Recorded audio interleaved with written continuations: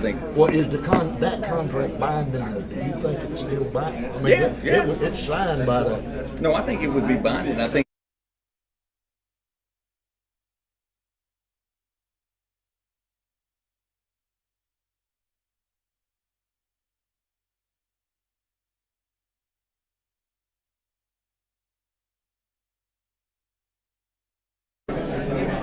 Symbols and names for the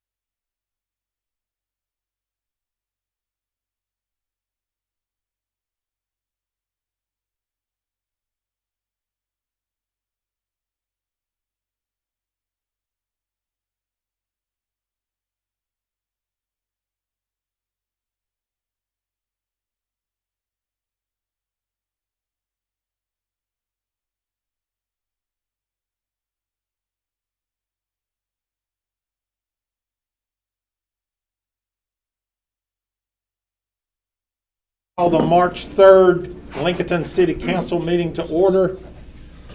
Before we get started, want to remind everyone that as long as you keep your seats and everything, it's fine. Can't have people standing because we are at full capacity. And Fire Chief asked me to remind everybody of that we want to be within fire regulations. If we could pause for a moment of silence, please.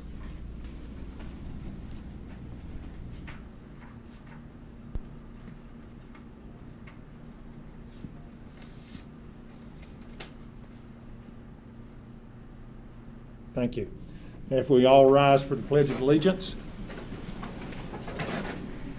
I pledge allegiance to the flag of the United States of America and to the republic for which it stands, one nation, under God, indivisible, with liberty and justice for all.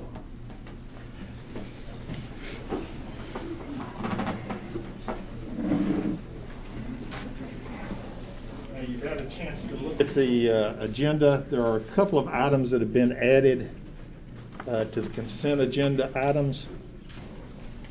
One of them, and you've got the first one on your new sheet where the resolution of of intent to consider the closing of a street alleyway.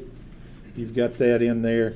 The second one is a resolution to approve a letter of support for the school system initiative for the tech school. Dr. Allen is writing a grant and wants a letter of support from all the elected entities in Lincoln County. Now, you've seen the regular agenda. I'll entertain a motion to approve the regular agenda as submitted. So moved. Motion by Roby. Any discussion?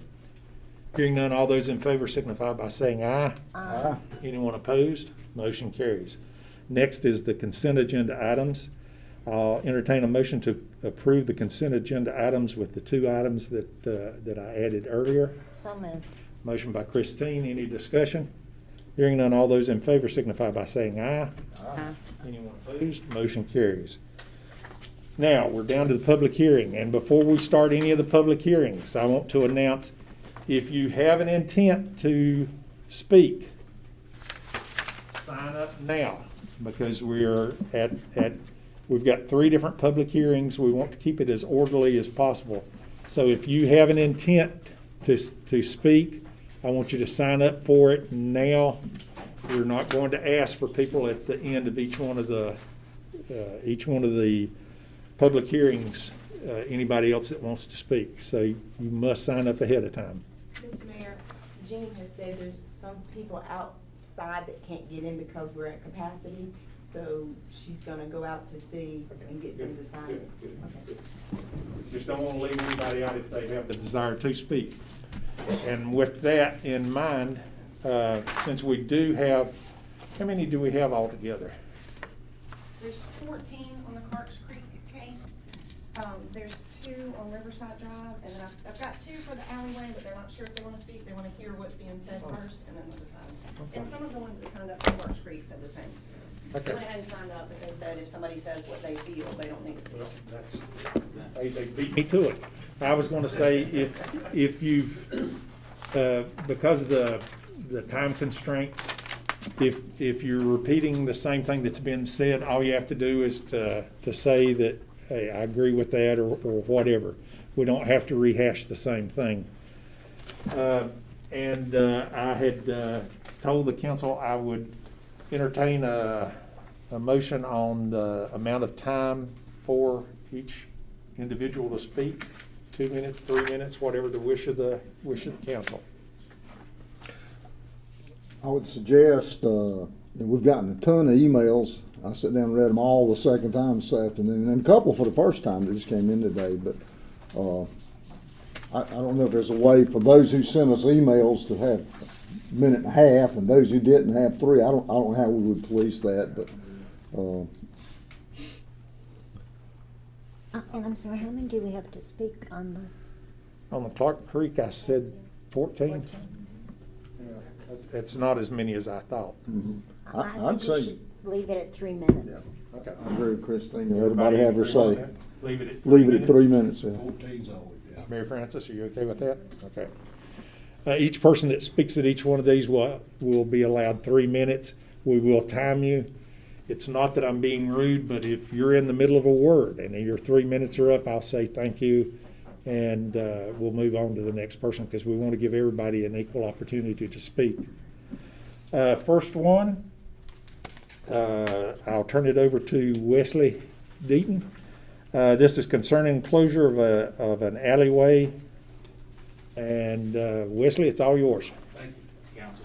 It's good to be here tonight. Very briefly, just one question.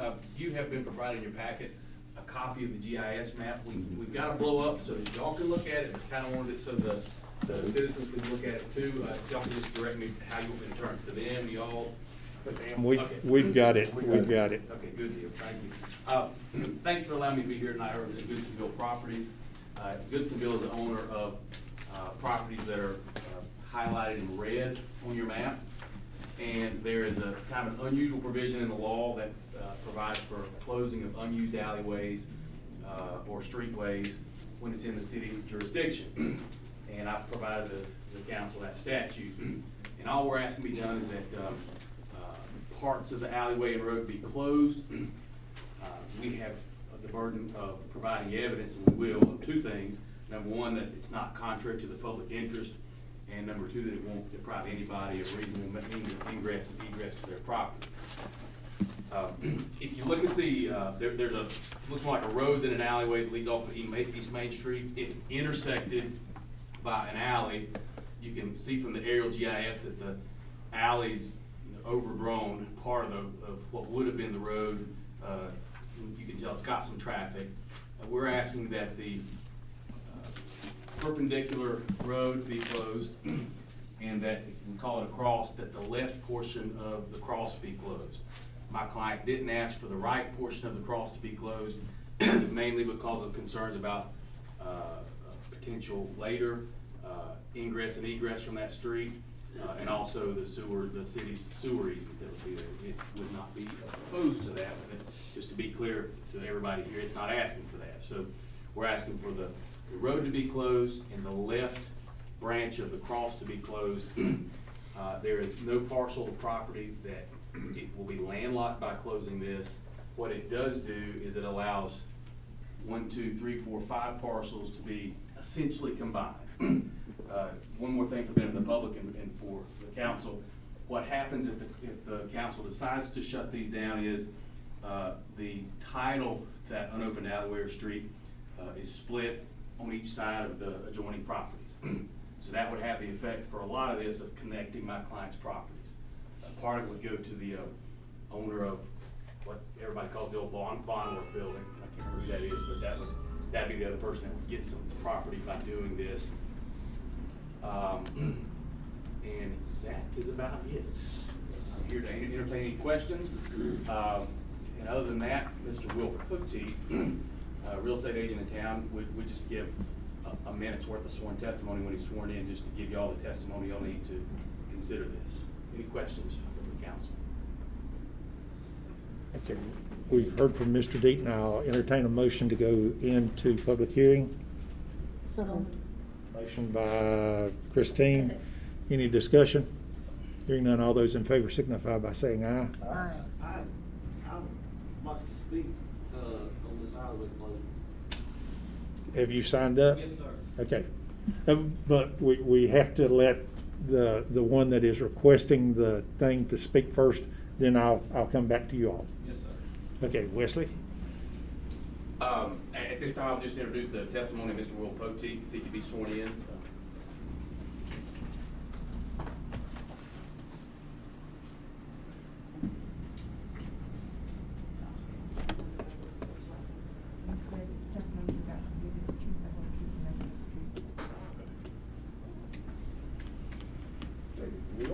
Well, you've heard our testimony, you've heard my talk already. You can just explain, first off, if this would cut off any means of egress or egress to any of the other owners. It does not. The petition to close the street or run up an alleyway. These were never developed or opened, since they were planted there, so it is not the current means of access for any of the adjoining property owners, therefore it does not hinder them. And just for the benefit of the council and the people here, could you state what your profession is? So I am Will Poteet, President co-owner of Remax Crossroads here in town. I currently represent Visible Properties in the sale of this property. And would this, in your opinion, this closure be contrary to the public interest, or would be in the public interest? It does not. It does not affect the public interest there. I see a lot of these on older surveys of future developments that never occurred. So really it's just a matter of wrapping up loose ends. And just to clarify, the property is currently active on the market. It has not accepted any offers for sale. Thank you. And just for the benefit of the council, particularly council members of a certain age might remember, this subdivision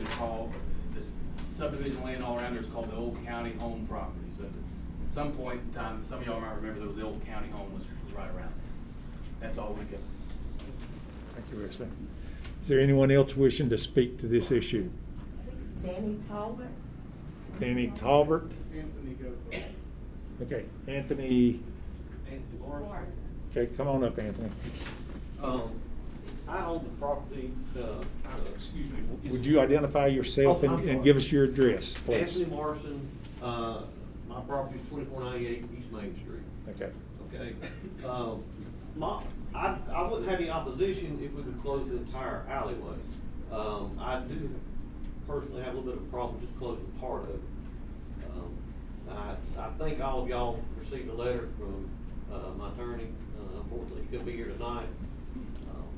And that's just making short and sweet. That's all I've really got to say. And we passed the resolution consent to close the rest of the. The rest of it? Yeah. Okay. But we'll have to advertise that for 4 weeks and then Right. bring it back next meeting. Okay. That was on our consent agenda items. Yeah. No, that's fine, that's I fine. appreciate your time. That's Oh. all. Thank you. All right, thank y'all. Hey, for once, let it be on record, we actually proceeded with something that was, that was sent to us, so that's good. Thank y'all. Okay. Danny Talbot? Danny? Come on up, introduce yourself and give us your address, please, sir. Danny Tolbert, 232 Open View Drive. I'm like Mr. Anthony, close all of it or none of it. And also, if they're closing the T section, I point on this, but I can't point on yours. The main, I can. the crossed alleyway. We got it. I did not receive a letter, and I think all adjoining properties is supposed to receive a letter from the city. I never received one. I'm just trying to figure out why certain times people do not receive stuff or why they're excluded. It's not gonna bother me. I'd love for it to be closed. But the fact of why I didn't get Notification. application and it's only just that little piece of paper sitting there. The only reason I seen it come in one day and I looked and I'm like, well, let me read it. He's across the street from the 232 Open View Drive. Open View. He joins the property, but not the alleyway. I'm basically from here, Yeah. So we didn't Over touch here. the alleyway? right here. So you don't? That's why. Y'all have a good night. Thank you, sir. Is there anyone else wishing to speak to this issue? If not, I'll entertain a motion to close the public hearing. So moved. Motion by Mary Frances. Any discussion? Hearing none, all those in favor signify by saying aye. Aye. Anyone opposed? Motion carries. Now I'll entertain a motion to either approve or deny the request for closing the alleyway. Make a motion to approve the request to close the alleyway. Motion by Marty to approve. Do I hear This is not the whole alleyway. No. This is a portion of it. But you're coming back with, Yeah. finish up the rest of it. Okay, any other discussion? All those in favor signify by saying aye. Aye. Anyone opposed? Motion carries. Thank you. Thank you, Wesley. Good seeing you again.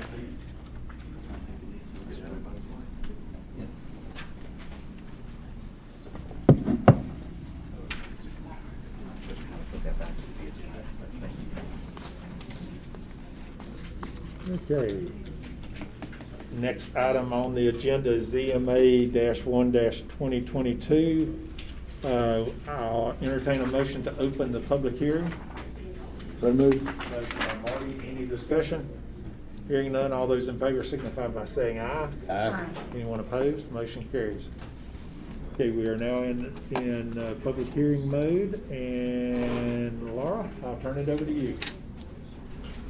Thank you, sir. This is an application from Mr. Ronald Linhart requesting the rezoning of 1.534 acres from NB and R8 to GB. The applicant is requesting rezoning of the site from neighborhood business and R8 districts to the general business district. If you can see my cursor up there, the portion of the site for is outlined in red, and it lies on both sides of Riverside Drive. The portion of the site in light brown is zoned neighborhood business, and then the portion in the green is zoned R8. So the small triangular portion of the site on the east side of Riverside Drive is vacant with the exception of two billboards. The more northerly portion of the site is automobile sales, used car sales, and then the lower portion of the site is sales of RVs. Surrounding properties generally to the north, west, south generally are residential. There's a convenience store at the intersection of West Water Street Extension and Grove Street. You've got in your packet a little chart that kind of is a breakdown in a very, very simplified way of what the permitted uses are under the three zoning categories in question: the existing R8 zoning, the existing neighborhood business zoning, and the proposed general business zoning. This is very, very much simplified compared to reading through the ordinances, but it's an attempt to just give you a feel for generally what the permitted uses would be, so that you can compare the existing to the proposed zoning. So in terms of the land use plan designates the entire site, including the portion of it that is currently zoned residential, as a neighborhood business planning area. It notes that those types of areas are designed for small business clusters that cater to the needs of a relatively small trading area. So those areas tend to be smaller in size, and the establishments on them tend to be smaller in size. Such areas are not designed to be citywide commercial destination spots. Neighborhood business planning areas are designed to be compact in nature, as opposed to elongated strips along a thoroughfare and located at key road intersections. In contrast, the land use plan notes that general business planning areas contain heavy commercial uses that really don't generate a lot of retail trade. But that would involve things like outdoor storage, as an example. Given the nature of the uses in these areas, aesthetics should play a role in how and where such uses should develop and or expand. So from the staff's perspective, the proposed request for general business zoning is not consistent with the land use plan. In terms of the planning board's discussion and recommendation, the planning board discussed this at length and ultimately recommended denial of the request. The planning board members, let me back up and say that there was a split vote on that. It was 3-1 to recommend denial. The planning board members that did not view this as appropriate for approval were concerned that due to the nature, extent, and intensity of the highway-oriented commercial type uses permitted in the general business zoning district in comparison to the neighborhood business district, just rendered this inappropriate for approval. Their discussion included the following points. There's generally a lack of any other general business zoning in the nearby area. the absence of a specific development site plan in order which to actually be able to determine the impacts and provide for an assessment of the impact to the neighborhood. The lack of that was of concern to the planning board. The noise associated with the potential for 24-hour-a-day, 7-day-a-week types of businesses that you would typically see in GB compared to NB. The unknown traffic impact from general business type uses, and not being able to answer questions from the nearby property owners about what kind of impact it would have. We don't have a way to assess that without having a specific proposal. And then in summary, the unknown impact to the surrounding neighborhoods. I'm happy to answer any questions. Okay, any questions of Laura?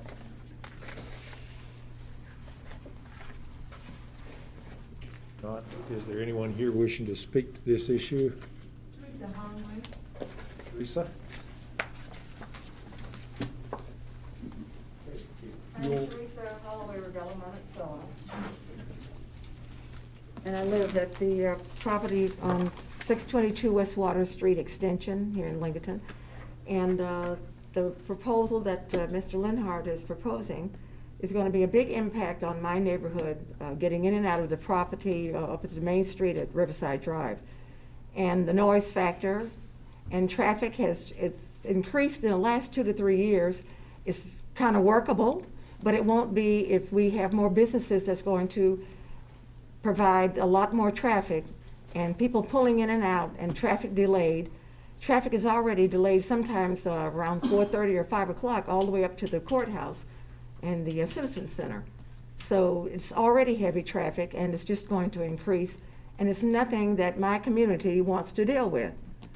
And it's going to upset our peace and solitude of our everyday life. And I'd appreciate if you just vote no on that. I'd appreciate it very much. Thank you. Thank you. Eric Leonard. He is outside. Do you want me to go get him? Sorry, who is it? Eric Leonard. Eric Leonard? I think he's outside.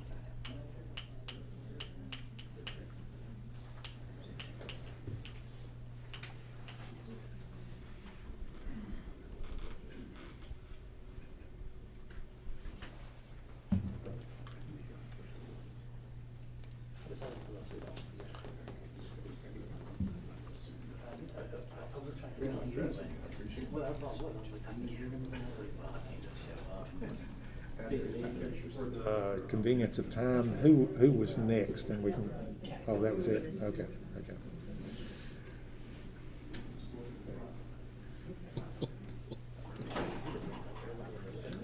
Mr. Leonard, if you'll come up to the podium, introduce yourself and give us your address, and you've got 3 minutes to speak to this issue. Yes, sir. My name's Eric Leonard. I'm from Summer Road, Lincolnton, 3200. Live over there on the Shrums Dairy Farm. And I know if this goes through, they're going to come after another section and another section, and they're not going to keep on. Right, sir? I'm against y'all zoning this for the new housing developments. This is a different thing. Okay. Well, I just got signed up for the wrong one, but I disapprove for this one too. So I'll be back up here on the next one.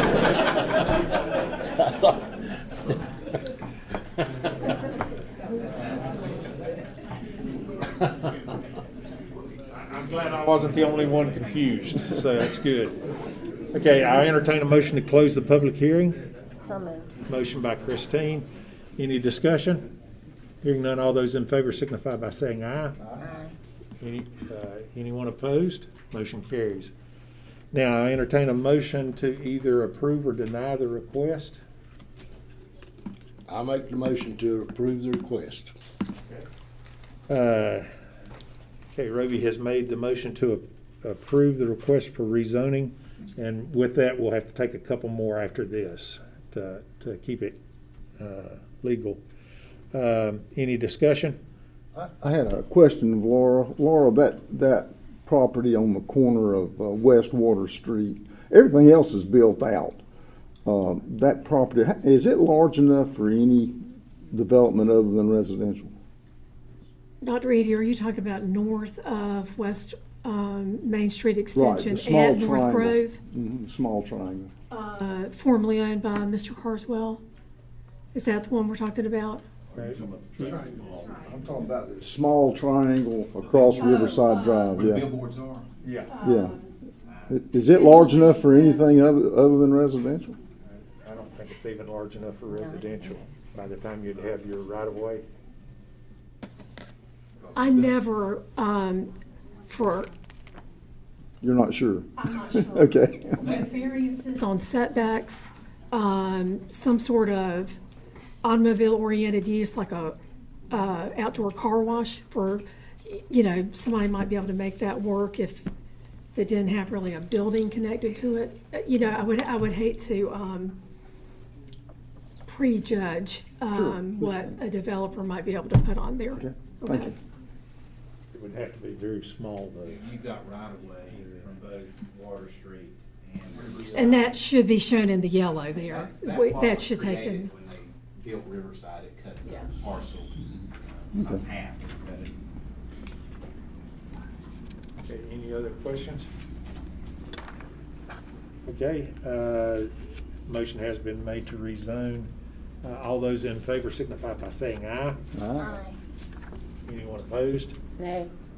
Okay, let the record show that one opposed, everyone else was approval. Now, I'll entertain a motion to approve the statement of consistency for approval of the request. So moved. Motion by Christine. Any discussion? Hearing none, all those in favor signify by saying aye. Aye. Anyone opposed? Motion carries. And lastly, motion to approve amendment of land use plan to show the property in the general business planning area. I'll entertain that motion. So move. Motion by Marty. Any discussion? Hearing none, all those in favor signify by saying aye. Aye. Anyone opposed? Motion carries. Okay, so that has been approved. Next item is 2C, and it's CZ 10-2021. I'll entertain a motion to open the public hearing for this. So moved. Motion by Christine. Any discussion? Hearing none, all those in favor signify by saying aye. Aye. Anyone opposed? Motion carries. We are now in public hearing mode, and I'll turn it over to Laura for the Prestige property. You may remember that this application was tabled at the December 2021 meeting to allow the applicant additional time to amend the request. Since that time, the applicant has held a community meeting and modified the conditional rezoning site plan. And the changes from the site plan that you had in front of you at the December meeting to tonight are listed on this very, very simple summary. They don't obviously capture everything, but this is just a basic summary of some key points. So one of those changes is that the number of proposed dwelling units has been reduced from 100 to 65. The original plan included 51 single-family homes and 49 townhomes. So now the revised plan just simply includes 65 single-family homes, and all of the townhomes have been eliminated. The single-family lots themselves have been modified so that the minimum lot size has increased from 5,000 square feet to 6,000 square feet. The minimum lot width has been increased from 40 feet to 50 feet. Those changes now result in the overall density being reduced from 4.17 dwelling units per acre to 2.71 dwelling units per acre. And the total amount of common open space has been maintained at 4.8 acres.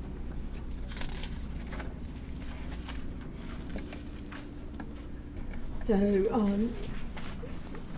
Mayor, are you able to see on your screen? Okay.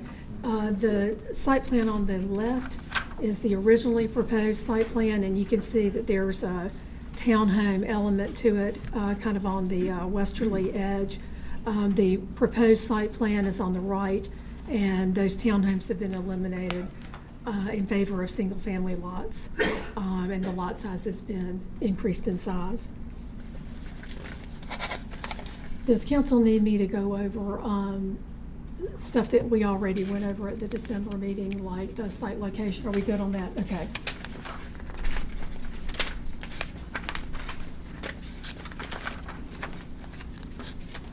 The only other thing I wanted to really point out was that you've got a page in your staff prepared report that looks like this. That was my attempt to give a comparison of the nature of the type of development that could be allowed under the existing R25 in comparison with the proposed planned residential development that you have in front of you. That kind of grew out of, it seemed like at the December meeting, not everybody was really aware of the details of the development standards. But in my attempt to make something that's fairly complicated easy and boil it all down into a chart, I dumped it down a little bit too much in the total number of lots permitted under the existing zoning, R25, and hence the related overall density that could be yielded under the existing R25 zoning. To really know that answer, you would have to go through the process of having an engineer or a surveyor, lay out the subdivision and address whether or not there's going to be lots created, for example, in the floodway through floodproofing. You would have to provide a percentage of the site that would be devoted to a public street. I apologize for that, and just my request to you is to, if you consider this table whatsoever, do not consider the total number of lots permitted under the existing R25 zoning, and do not consider the overall density yield that you see under the R25.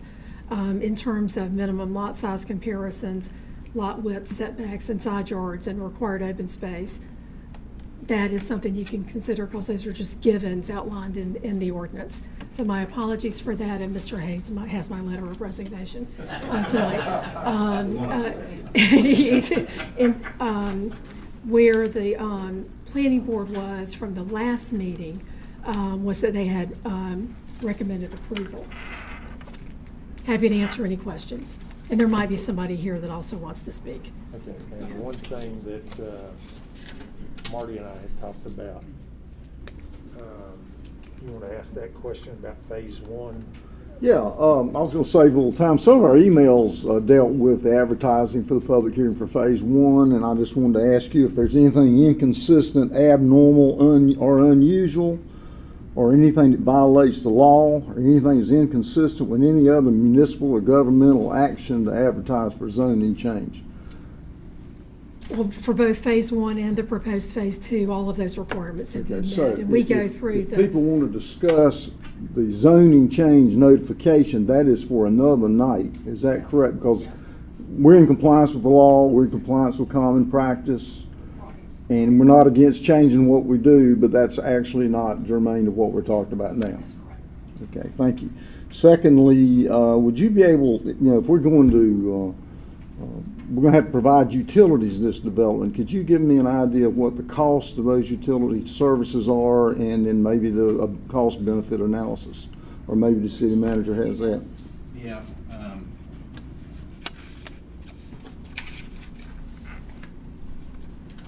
Okay.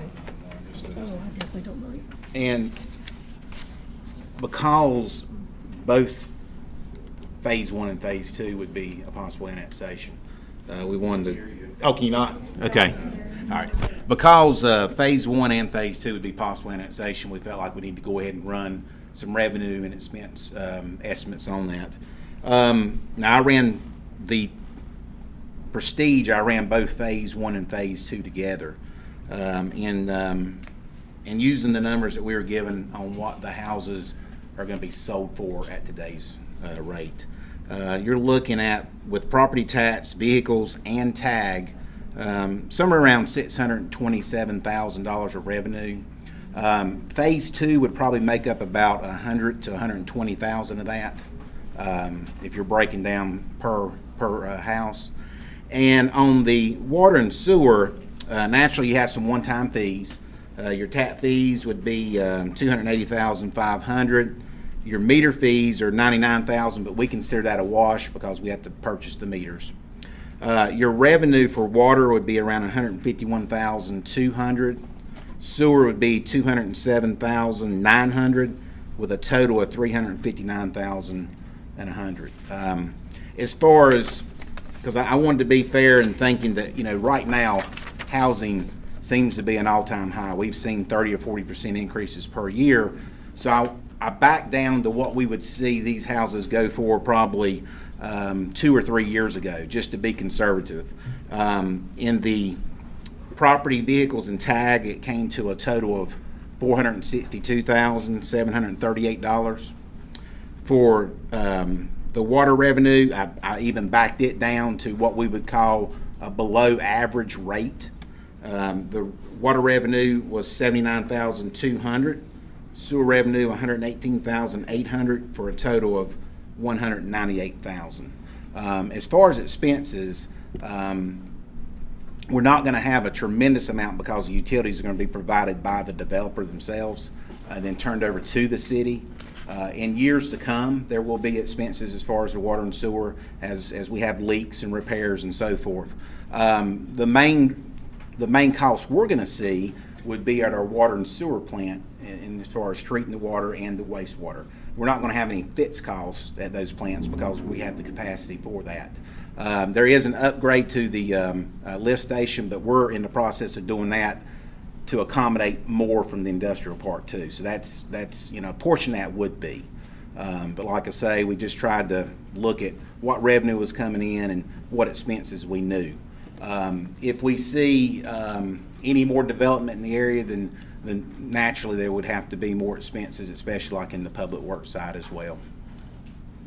So those taxes and tags, those are recurring every year? Yes. The only thing that's not every or annual would be tap fees and the meter fees. So everything else would be every year. And what was the total of that again? Well, Property tax and tags. if you're looking at today's prices, for this neighborhood, the total would be $627,938. And then for That's recurring every year. Correct. That is in the general fund. That's taxes. And the water and sewer fund every year would be $359,100. And we're basing that off an average water and sewer bill inside the city rate. Okay, thank you. That is if we don't have any occurrences like we did down at Palisade when it flooded the neighborhood. Well, now, like I say, that was private property, so we didn't have any expense in that. That was the developer had to go back. Didn't have any with the grading or the landscaping? No, and that was on DOT street too. So no, it was the developer had to go back in and redo that retention pond.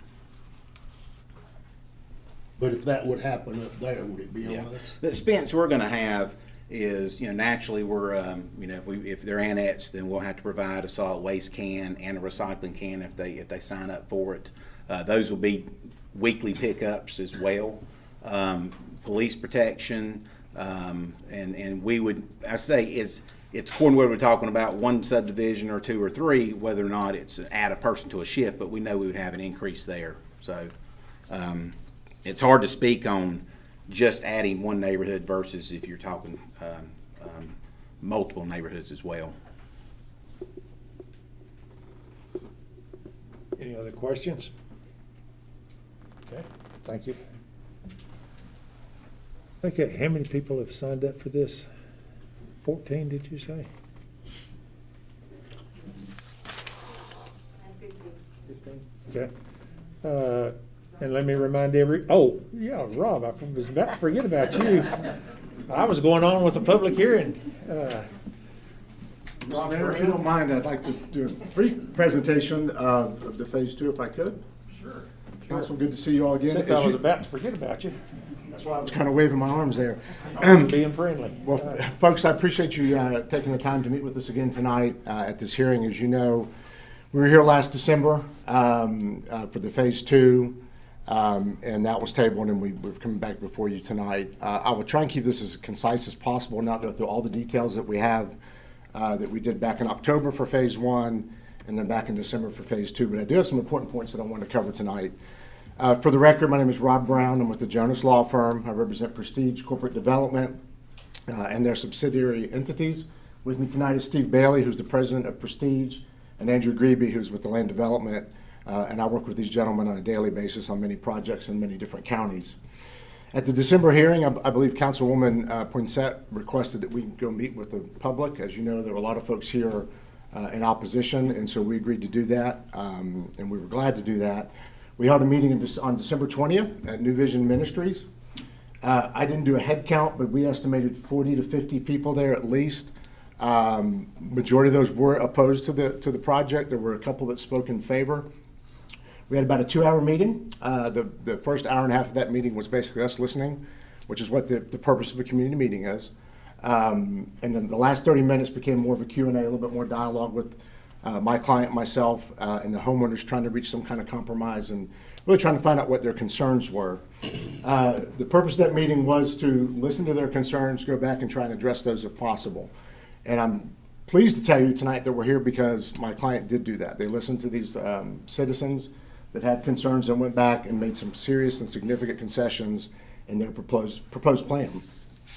So what we're presenting tonight is a direct result and was impacted directly from the input that we received from the citizens the night of the meeting here and the night of the meeting that we had on December 20th. So the main things that we heard over and over were density, lot size, small driveways, and the kind of through traffic through the area. On-street parking was also one that was mentioned. So as Laura mentioned, and I'll just pop this up for you real quick, this gives you an overview of what the new proposed Phase 2 is. And you can see that the big item is this is a 35% reduction of the total project of Phase 2 is what was initially proposed. So total lot count went from 100 to 65. All the townhome lots were eliminated. There were a lot of concerns on the size of the driveways for townhomes and on-street parking. On-street parking will be handled with the CCRs, which we prepare. We put those in place before these lots and houses are ever sold, and that will restrict on-street parking to only certain areas that are designated for parking. So we've eliminated that concern. All the townhome lots, as I mentioned, were eliminated. The single-family lots, those were widened to a minimum width of 50 feet, and overall density was reduced from 4.17 to 2.71 dwelling units per acre. Folks, most of you on this council know me. You've known me for a long time. I've practiced law in Lincoln County since 1995. I moved back here in 94 after school and passed the bar. And my practice has been in Lincoln County that entire time. I work primarily in Denver. I do a lot of zoning cases in Lincoln County. I've done several here with the city, do some in Gaston, Iredell, et cetera. I've represented many, many clients, many, many developers. I have never in all of my years, and this is a factual statement, had a client or developer go back and reduce a plan by 35% as a result of a public input meeting. I've never seen that happen in my personal experience. It's probably been done, but I've not been involved with those. So I think that shows a big leap of good faith gesture to a compromise with these neighbors. I want to mention again, as we mentioned on the other hearings, this is going to be quality homes. It's going to be a first-class neighborhood. You've got, these houses will probably be in the range of now $325,000 to $450,000. The way the market continues to go up, several years from now when they're built, who knows what those prices will be, but these are going to be some high dollar homes. We've got the 20% open space as we had discussed previously.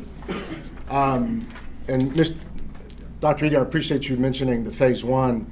You know, I do want to make it clear, Phase 1 was already approved, and that's 265 units. Those are coming. Construction plans are underway now. That project is happening, and what I want to say to that is the 265 homes with Phase 1, all that traffic right now is going to go to Startown Road because there is no other way for it to go. And that project has been approved, as it was by this council back in October. So phase 2, one of the big reasons that the reason this came about was the additional egress point and taking the traffic out to Clark Creek Road. So with this reduced. Phase 2 and phase 1 will connect, and the people in phase 1 can exit out on Clark Creek? Yes, sir. So the road you see right here, where I'm showing the cursor, that connects to the phase 1 road. So that allows those folks not to all go out on Startown Road and allows them to go to Clark Creek. That's what started phase 2 to begin with, was a discussion with New Vision Ministries to have an additional access point to try and alleviate the traffic issues out there.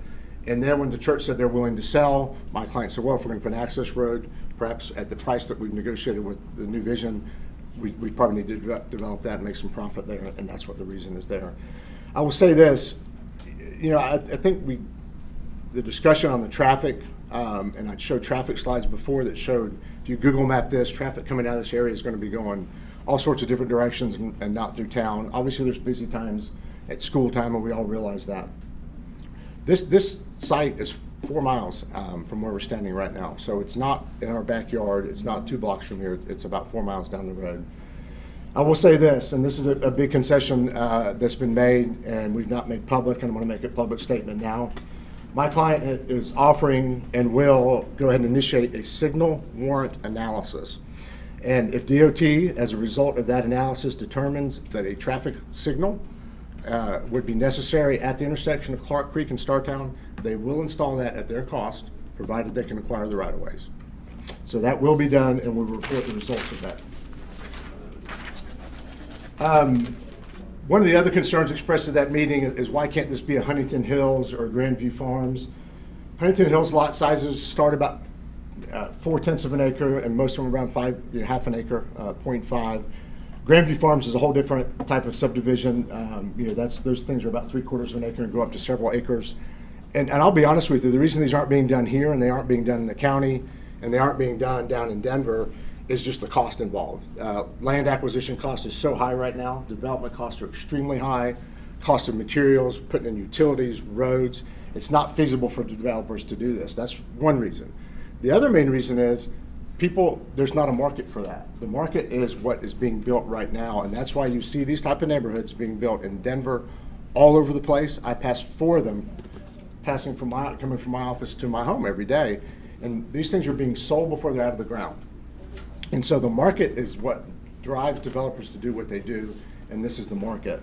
Your average citizen, in my opinion, wouldn't be able to afford an acre lot with a 3,000 square foot house right now. I mean, who knows what that cost would be? And these are the affordable houses that folks in the younger generation are buying, and they're buying them left and right.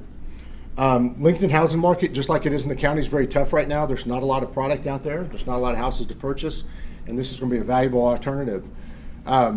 I know Lita has been here recently with Hodges International Project on Bondview. They're going to be hiring employees, and that's a wonderful thing. And where are these people going to live? You want them to live here, and you want them to live in neighborhoods close to downtown because you want them to come here and shop.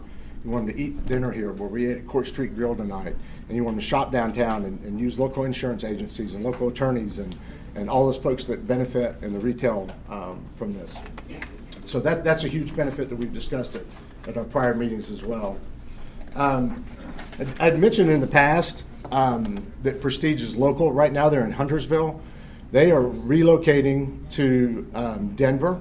They developed Prestige Business Park in the eastern part of the county off Highway 16. And this is their building that's under construction. It's a 10,000 square foot building. You have approximately 200 employees working out of that site. Approximately 200 machines and equipment. Prestige SiteWorks is their SiteWorks business. Is also going to operate out of there. So this company is going to be in Lincoln County when? Fall? Moving in May. May. Actually sooner than I thought, in May.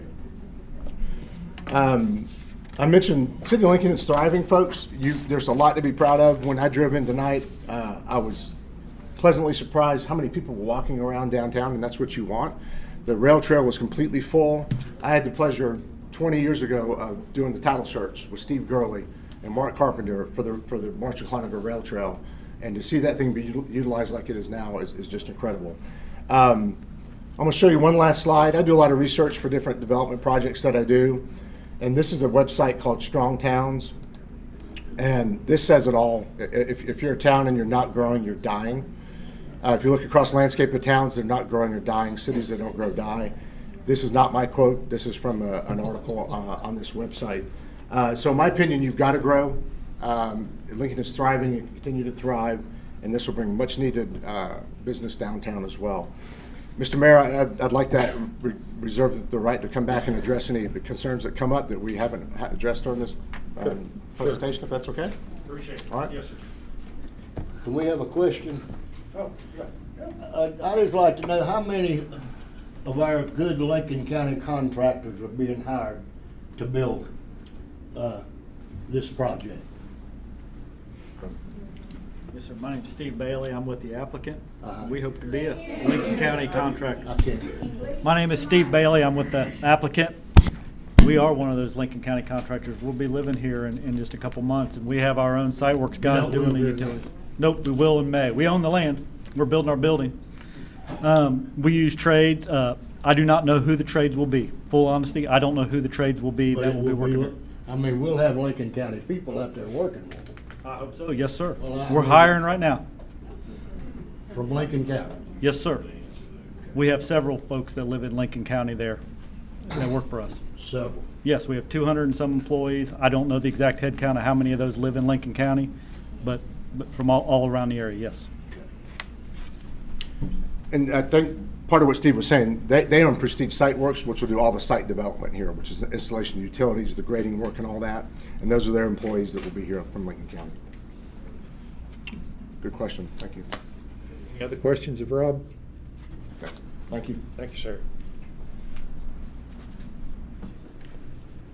Okay, and let me remind everyone that speaks, 3-minute time limit.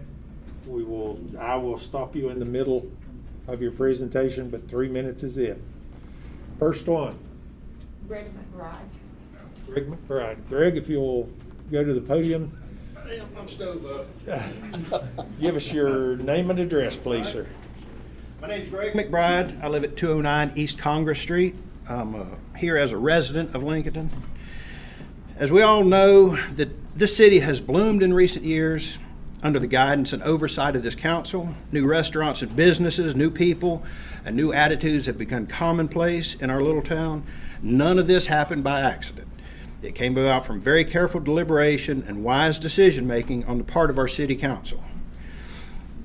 I'm here tonight to stand in support of the proposal that's being considered for the following reasons. And Mr. Brown has stolen a good bit of my thunder, so I'm going to skip some of this because there's no point in repeating. No problem. You've done me a favor. First and foremost, as a resident of the city, this is a financially responsible move. These developments would stabilize the tax structure in Lincoln for years to come. It would provide a much-needed boost for the budget with a very limited upfront investment. Any business person here would agree that any such proposal would be a difficult one to turn away from. As he mentioned, we have a deep shortage of housing here in Lincoln County. One of the biggest concerns people have is their kids and grandkids leaving because there's no jobs and no place to live. This is the answer to that. This is houses where our kids and grandkids can raise a family. Employers here, there's businesses are booming. Biscuitville, there's businesses in the industrial park that are opening up. They need people. The people need to live here. If they don't live here, they're going to live somewhere else, and they're going to spend their tax money or their wages somewhere else. Hopefully, all this will help to spur even further investment and development in our community. Like you said, if we're not growing, we're dying.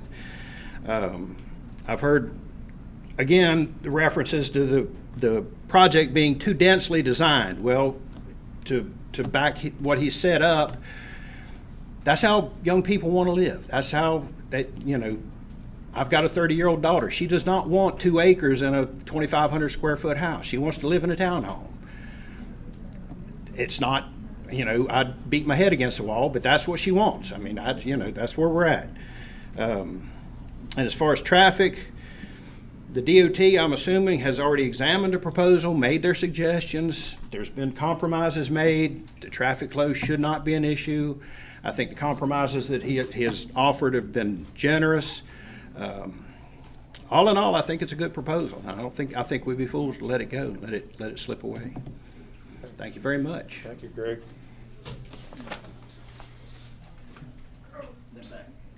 Trent Mason. Okay, Trent, 3 minutes. Sorry, I just enjoyed Richie just kind of giving me a sprint like, oh, God. Here we go. Trent Mason, 207 Mockingbird Lane. As Greg pointed out, he is for it. I'm also here to speak in favor of this proposal. I am on planning and zoning. I'm not going to lie, and I'm one of the people who put this forth to City Council.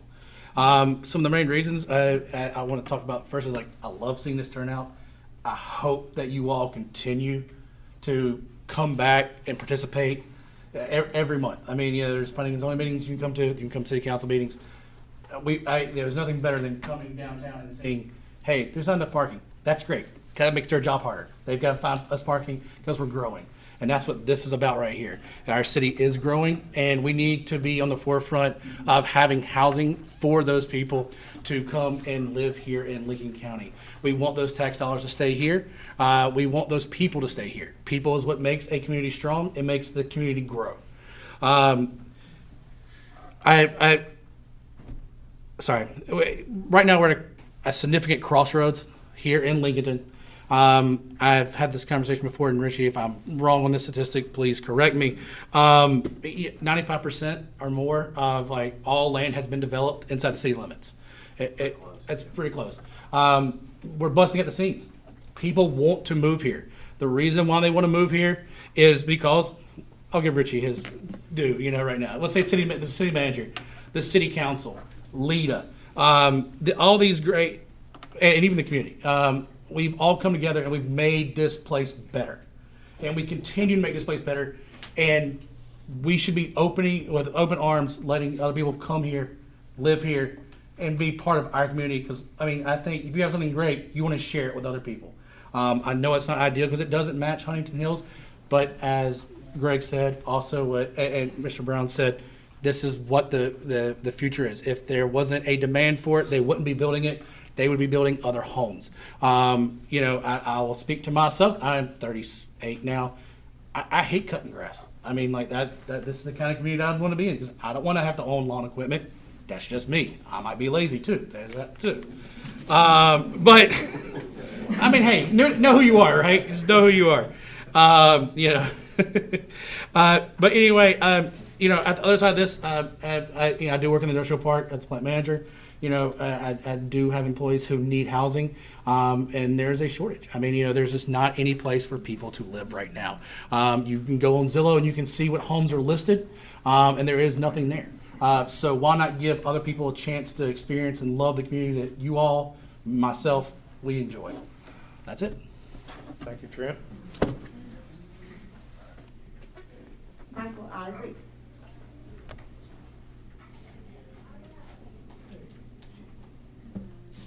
Michael, I'll remind you on your way up, 3 minutes.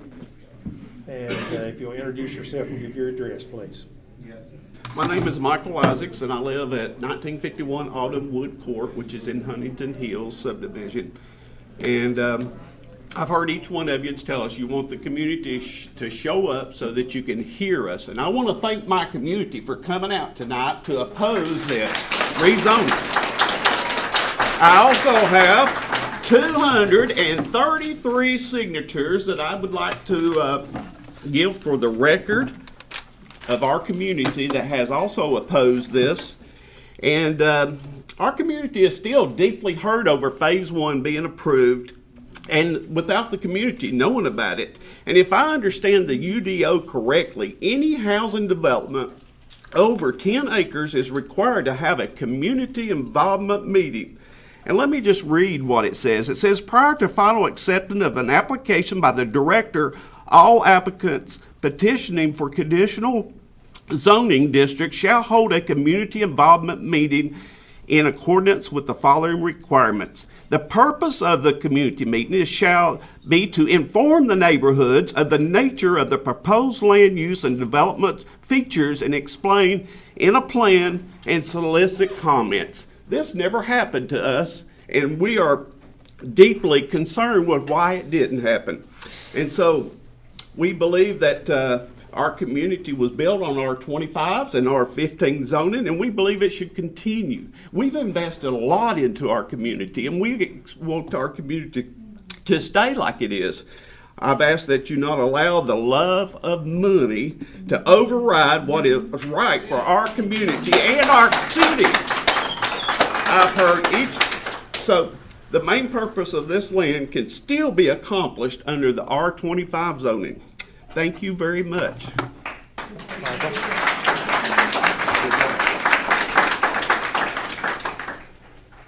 Gibbons. Steve Gibbons. Steve Gibbons. My name's Steve Gibbons. I live on 1783 Startown Road. I'll try to make this short and sweet, but first of all, to the 3,000 square foot homes he's talking about, I'm not sure who's buying those, but most of the homes around here are not 3,000 square feet. They could build smaller houses and they wouldn't be $450,000. As far as the site works, they talked about their building with their site works out of Lincoln County. They're not talking about the rest of the construction, which is probably the vast majority of that. And I've got two things, and this is not directed at you guys, but this is for a lot of the people that don't know. I'm sure you guys are already aware, but this is two little excerpts from us. One of these is the mission statement of our own planning and zoning department.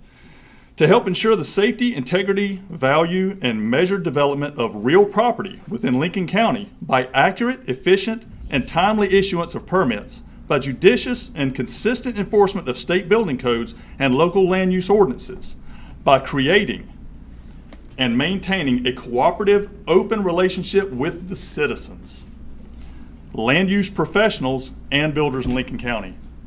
The citizens are represented by a lot of these out here, us, all these names that Mr. Isaacs has.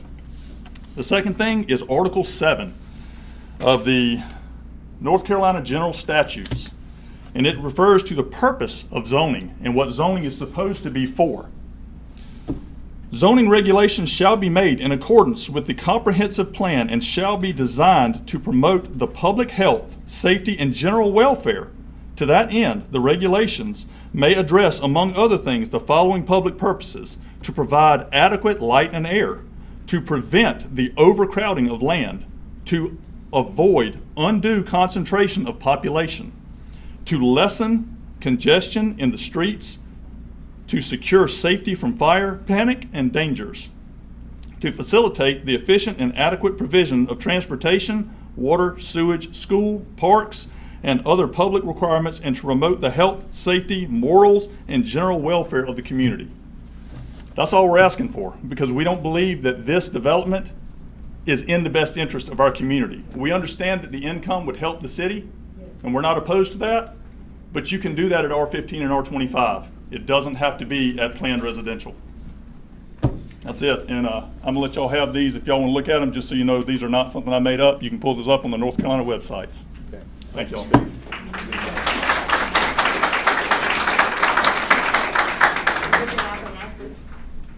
David Abernathy. David Abernathy. Oh, I'm sorry, Armstrong, I'm sorry. David Armstrong.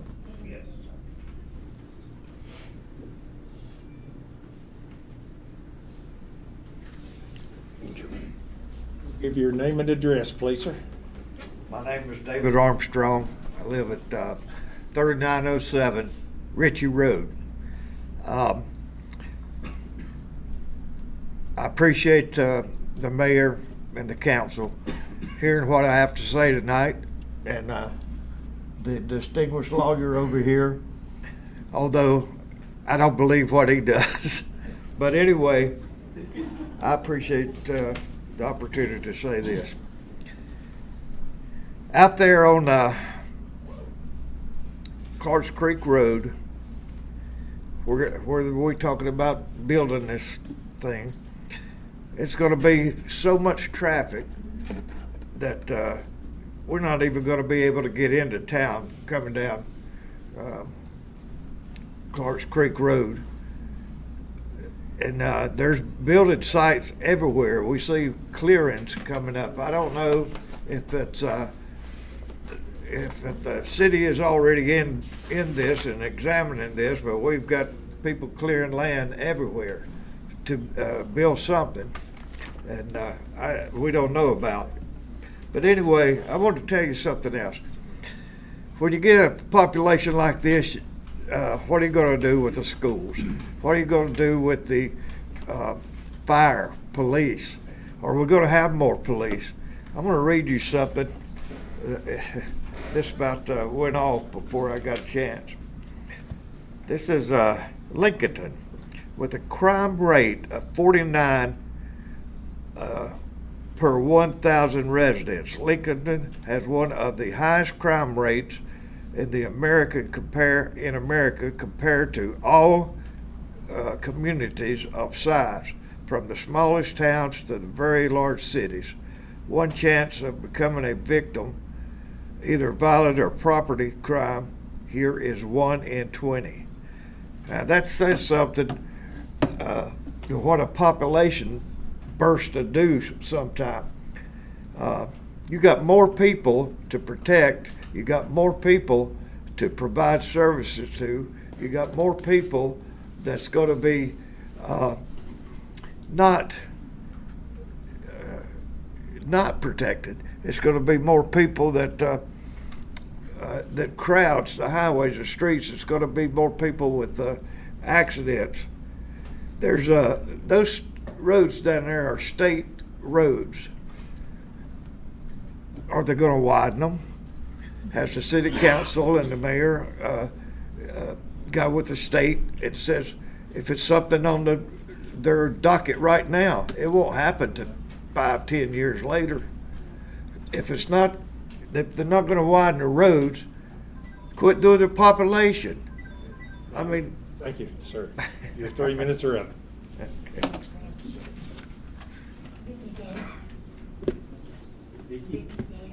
Vicki Gant.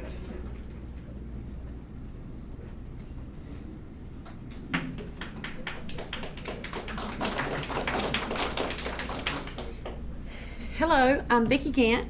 I live at 2576 Lincoln Park Street. I have lived on that address for the last 35 years. I have lived on that on Startown Road my entire life.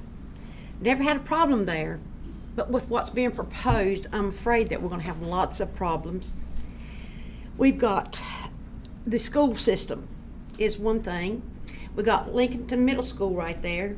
Sometimes you can't get up or down the Startown Road just because there's people trying to get their kids to and from school. Yeah. That makes for an entire discombobulation for everybody that's trying to get through that area at one time. And you're wanting to add that many more vehicles, that many more kids to go to school there. I really hate it, and I hate that if I accidentally say something wrong, that I hurt somebody's feelings, but it hurts my feelings that nobody let the entire community know what was going on to begin with. Because to be this big of a place to go, this big of a place to have that many houses and that many people on it, that's like having another town, another little boger city or something out like that in that vicinity. Those roads aren't ready for that. I don't think our school system's ready for that. I know our community's not ready for that. And I know that y'all say that it's okay that you don't live there, but we do live there. I have a few acres of land there that I have horses and cows on. I don't want to be annexed into the city. I don't want to have to pay city and county taxes. To me, that ought to be illegal. That's double dipping off of your people. Yep. That's not right either. And I don't want to be annexed into the city to where I have to pay city and county taxes. And you can tell me how many cows or horses I have on my property. That does not make anybody happy in that area there. That's all I have to say. Thank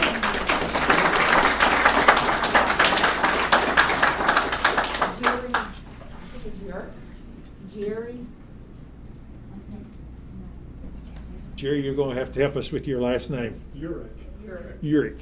I live at 2176 Eva Court, just up the road here on Startown Road. I'm one of the people that made a decision to move to Lincolnton.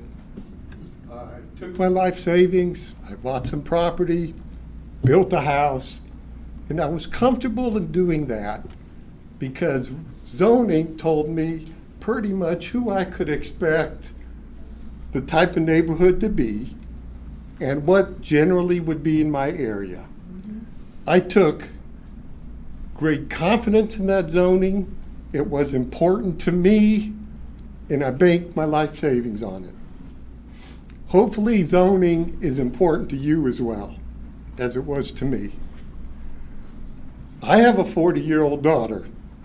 She doesn't want to have somebody 5 feet away from her, so if she throws a glass of water out the window, it lands in her neighbor's yard.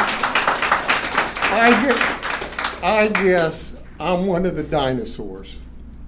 I don't want to live on top of anybody. My daughter doesn't want to live on top of anybody. My grandkids don't want to live on top of anybody. And I'm sure there are people that do, but there ain't that doggone many of them all to be right here. I just don't believe it. I have kids too, and I talk to them. Some of them like the outdoors. Some of them like to have a little bit of space. And when all these pictures are shown of the housing that you're going to build, you show a picture of one house, which looks kind of nice. I drive through Denver, brand new community. There's a whole slew of these houses, and it don't look nothing like that when you have 2 cars in the parking lot, 2 cars in the driveway, and a trailer, and maybe 2 guys down the road's got a boat, and maybe 3 more down the road, he's got another trailer. What it looks like is a doggone parking lot for cars that somebody decided to sprinkle houses in. That's what it looks like. That's not the pictures that you guys show. The pictures you show are one doggone single house, period, which doesn't look bad. That's point number 1. Point number 2, driving down Clarks Creek Road, I see a little old orange bitty sign about that high stuck on the ground. It's got a Z on it. I know that's got something to do with zoning, but I can't tell what it is. So I circle around and I come back down real nice and slow. I still can't tell what the hell it is. All right, so I come back around one more time and I park my car. And I get out and I look at that sign. Doggone it, I still can't tell what the hell it is. So, hell, I'm not a short guy. I get out of my doggone car and I get down on the ground and show you what I had to do to see what it was. Thank you, sir. Thank you.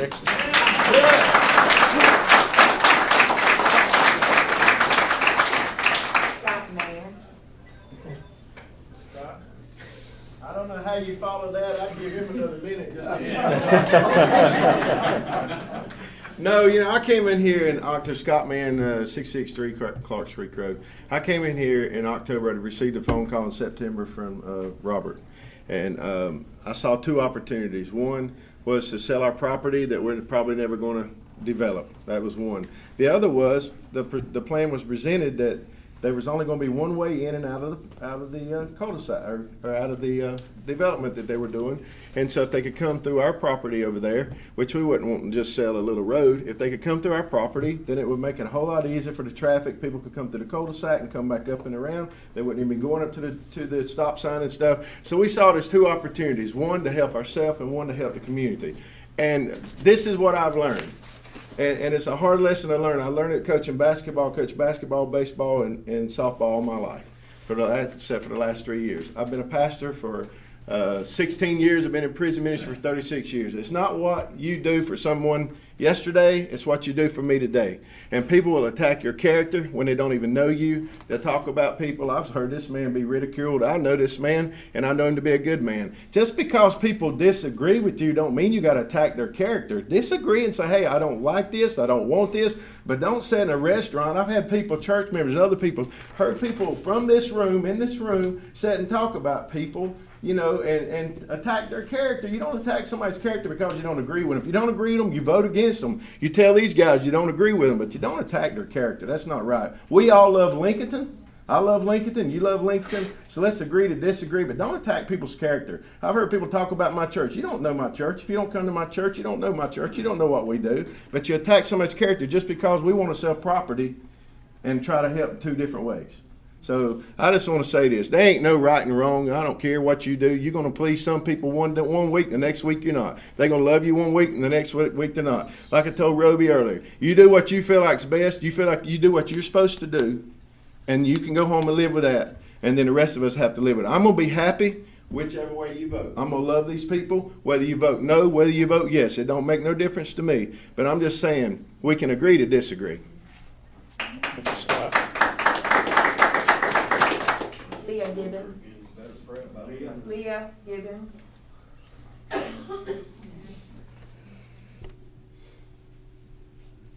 Okay, Leah, you know the routine. 3 minutes. Okay.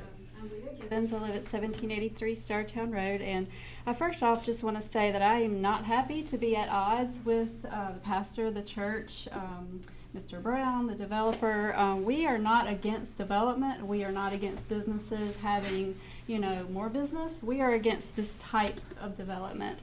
I agree that the changes that have been made to the proposed Phase 2 are positive, but they amount to a net reduction of only 35 homes. There's just too much. There's still way too much.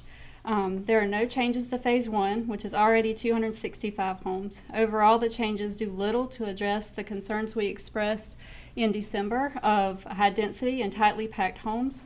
It's completely out of character for this area. The homes in Phase 1 and Phase 2 of this development are on 1/6 and 1/9 of an acre. That's not even including the 140 townhomes that don't have lots. It's a giant leap from the current zoning of approximately half-acre lots. It's completely out of character with the surrounding community. There's a total of about 70 acres that is developable between these two phases. The rest is flood zone and it's under high power lines. If you approve this Phase 2 in addition to the Phase 1 that was approved, there would be 330 homes on those 70 acres. The average density that's being shown is really misleading. It's being padded with land that cannot be built on, that's in the floodplain. Zoning, as has been mentioned before, is in place to protect our neighborhoods and our communities. I am restricted by the zoning that my property is under. My neighbors are restricted by the zoning that their property is under, and the rules are in place for the protection and the betterment of our entire community. Rezoning should only take place when it is in the best interest of the community, and it is not the case here.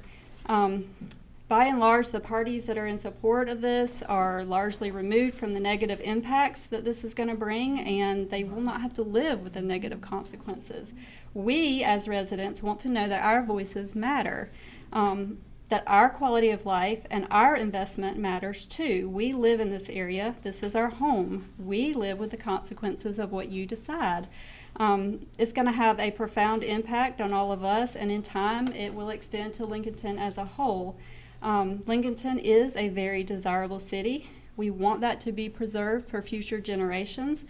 This land can be developed under the current zoning. A Phase 2 can be done under current zoning. Another egress can be made under current zoning, and we ask City Council to deny a rezoning application for this. Thank you.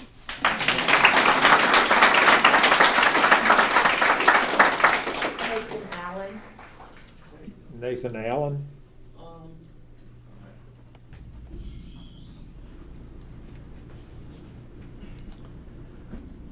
Nathan Allen, 1086 North Hill.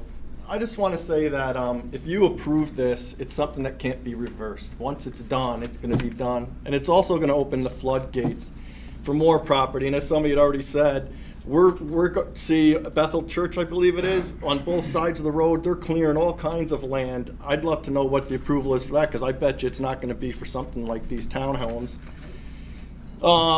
And the other thing that fears me is 231 highway is not too far away. God forbid there's an incident on that road and cars have to be diverted. They're going to be coming through Startown Road. They're going to be coming down Clark Creek. And I've seen something like that. When Highway 16 had a bad accident, it took me to get to my nephew's house from my house, it took me 2.5 hours. So can you imagine what that would be like for Startown Road and Clark Creek? Those roads can't handle the traffic that's on it now.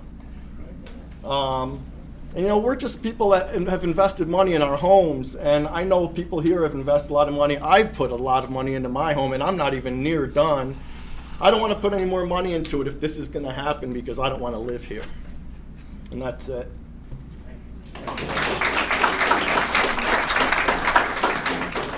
Amber Sharp. Amber Shark. Amber Shark.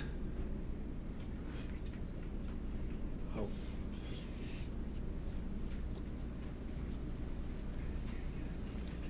You'll come up, introduce yourself, give us your address, and you're limited to 3 minutes. Yes, my name is Amber Sharp. I'm 30 years old. I live at 2444 Windy Knob Trail. I have lived there for the entirety of my 30 years of life. And as Mr. Johnson here said, that it is not, this plan is not going to be in his backyard, and I see that, but it is in my backyard, okay? I have 2 small children, 5 years old, who our school system is already overrun, overworked, our staff is overworked, and we are underfunded. Now, how are we supposed to add thousands more children into these school systems? Anybody have an answer for that?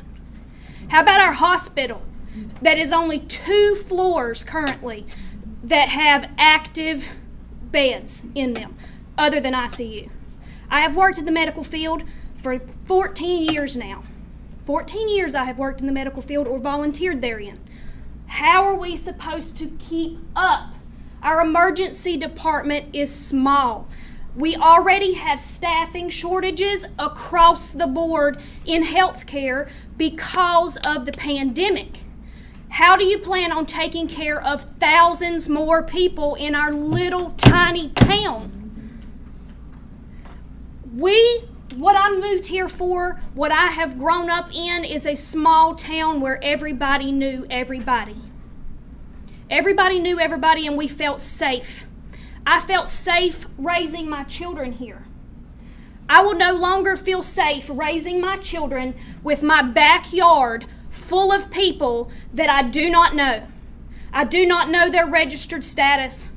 I do not know if they're good people or bad people. Why would I want to have in my backyard 260, 300 more homes full of people that I cannot trust with my children?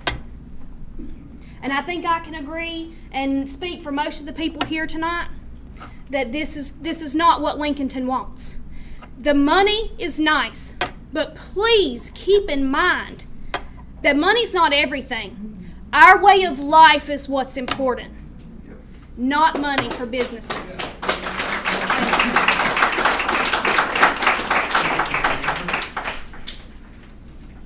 Billy Payne.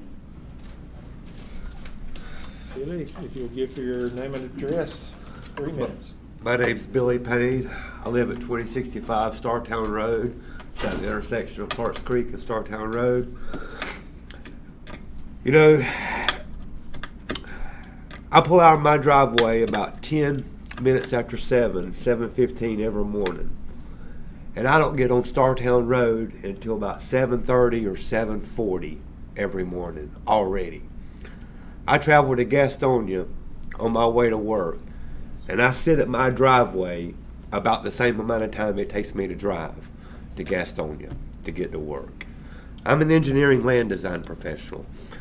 And just to let the lawyer know from Jonas Law Firm, that's what I do for a living. I've been doing it since 1995, and I have plenty of developers that have density decreases, common open space that's not under transmission lines, that don't have to go get zoning variances and conditional plans to build a development that's residential.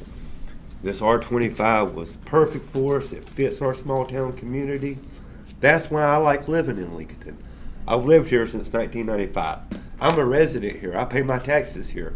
And yeah, I don't want a lot of criminals in my backyard, and that's exactly what high-density development does. I mean, it impositions our county by infrastructure, water, sewer, EMS. We've heard about the firemen. We've heard about the policemen, the hospital. That's thousands, not 1,000. That's thousands of more residents that Lincoln County has to take care of. And, you know, that's not somewhere I want to live. My son's 23 years old. That's not somewhere he wants to live. So, yeah, some of your children might want to live in a townhome, in an urban, you know, uptown city environment. Let them move to uptown Charlotte. You know, they got everything there. Lincolnton has everything for me, and that's what I like. So, you know, I got thinking about it from an environmental impact, and I looked at the zoning plan, I looked at the plan development, and I thought, you know what? I think I remember that Clarks Creek has a lot of impairments already. So I looked it up on the 303D list, and there's impairments for turbidity, copper, mercury, oil. It's already got all the TMDL standards. That means it's already overburdened with the total maximum daily loads of pollutants it can have. And now we're going to send some more to it. Phase 1, Phase 2, Phase 3. You know, how much more are we going to do until we don't have any clean water to drink? You know, how much? Yeah, I love walking outside my backyard and seeing the deer. We keep this rate going, guys. We're not going to have that. We're not going to have that atmosphere. We're not going to have the aesthetics that we have riding down the country road, you know. Thank you, Billy. I mean, thank you. Thank you.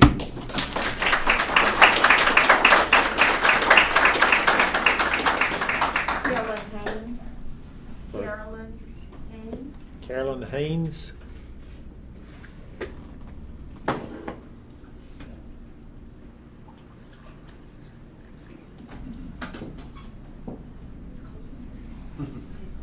Carolyn, if you'll give your name and address in 3 minutes. My name is Carolyn Hames. I live at 2262 Carriage Lane in Grandview Farms. And I suspect that it gets tedious to listen to one citizen after another basically repeat the same issues and concerns that we have, but they're legitimate concerns. There's definitely traffic issues already today on Highway 27, on Clarks Creek, on Bethel, Startown, etc. So they're legitimate concerns in addition to the environmental concerns. But we're here because we love our community, and we don't want to see it turn into what our surrounding communities look like. So we know that we have zoning and environmental laws that affect development, and while a property owner may have the right to petition a zoning variance, we as citizens, your constituencies, have the right and expectation that you will uphold the existing zoning that's in place. We would expect that you would not allow something that will be detrimental to our community and a degradation of our quality of life. We have a combination of zoning today, all of which lends to this rural community way of life. We allow zoning for farms, for residentials. People are allowed to have livestock with all types of animals. We have homes that are not right on top of each other. It's low density. It goes from mobile homes to custom homes. People are able to go outside, enjoy the outdoors and hunt and fish and see the wildlife, even at night see the stars because we have limited light pollution. It just doesn't appear to be any public comprehensive plan regarding the development or vision of what you guys as our leaders are envisioning for the city of Lincolnton, for the town of Lincoln County. And it doesn't seem like there's a regard for the desire sometimes of its constituency, because we continually see more and more development get improved. And planning boards and commissioners have a responsibility to protect its citizens' best interests and not be beholden to developers who seek to irrevocably change communities, usually all in the name of progress and profits. Landowners and buyers both know what the zoning is when they purchase and when they sell property, and inevitably, sorry, I have a trouble pronouncing sometimes, thwart these restrictions and request a change in zoning regardless of the impact of community. Just like other people said, you can build property with it being rated R25. So we should be thankful that we live in a community with growth. We have organic growth today. We have RS, R25 zoning, and we shouldn't look to further accelerate that growth with high-density development that isn't in harmony with the existing surroundings and is detrimental to a community, environment, and wildlife. And with just organic growth, we're already experiencing increased congestion, et cetera. Thank you, Carolyn. Right, thank you. Appreciate your comments.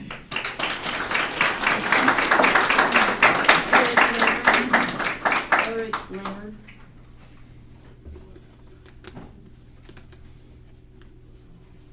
Eric Leonard.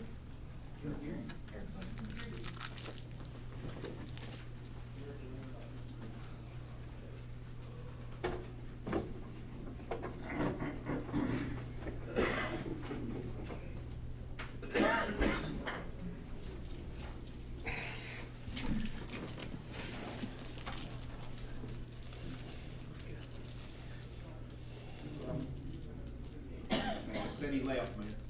Okay. That's all. That concludes the input. I'll entertain a motion to close the. I've signed up to speak. Gary Hefner. Looking at the bottom of the page. Look on the first page. Yeah, I signed up. She did. She did. Come on up. If you'll introduce yourself, give your address, please. My name is Carrie Hefner. I live at 1189 North Hill Drive. I've lived there for 31 years. I speak for myself and my husband. I urge you to vote no on the proposed rezoning for Clarks Creek Phase 2. The impacts of the high-density development from Phase 1 that has already been approved has not yet been realized. We don't even know what the impacts on infrastructure or the quality of life for the surrounding area is yet. Other people spoke about their children loving these communities, these high density. My son thought he would too.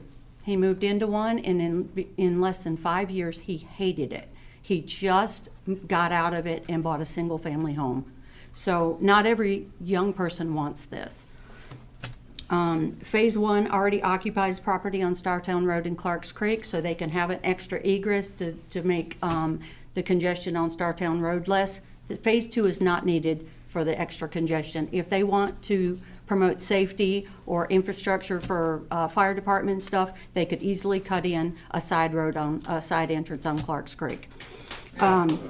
Businesses, I've heard a lot about businesses and how much more businesses will be and how much growth. Businesses thrive when they provide products and services that people want. Folks in my neighborhood drive all the way out to Fallston, Lawndale for Honey Hog because they like it. They like the atmosphere and they like the people there.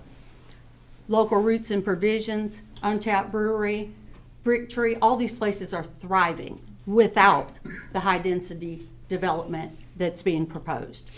They can thrive when they provide goods and services and things that people want. Regardless if they live right here or not, folks will come.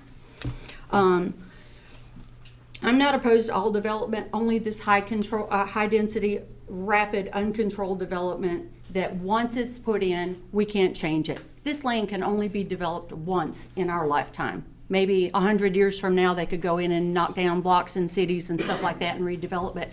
This is only one time in our lifetimes. And I urge you to vote no on Phase 2.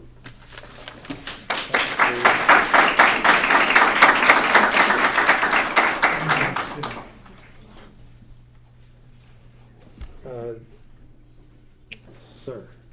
I was outside, so I didn't get a chance to sign up. So Sorry. Sorry. Okay. Thus concludes the public hearing part. I'll entertain a motion to close the public hearing. So moved. Motion by Christine. Any discussion? I have two questions I'd like to ask. One, this is just to help clarify things for people. One of the people talked about that they were going to be forced annexed. I just want to make sure any annexation is voluntary. Nobody's going to be annexed that hasn't requested it. I just want to make sure that's. And if it's a neighborhood, you have have to have 100%. 100%. Right, it's voluntary only in North Carolina. And then the other thing, somebody mentioned, about they wouldn't be able to have livestock if they're not annexed. They're none of their regulations They would have been grandfathered in, change. but you can no longer have forced annexation. It has to be voluntary. Okay. In North Carolina. Thank you. I just want those folks to. I didn't want them to leave here thinking the wrong thing.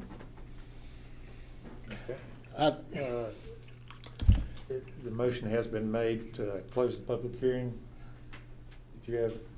I wanted to say something. Okay. I'm looking at this in a little more common sense way. I notice on one side, it's about this. It's all about the money.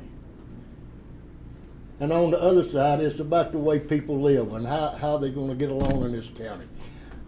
It's a big contrast to me. But I will say, I will lean toward the people that want to keep a happy life and a great understanding.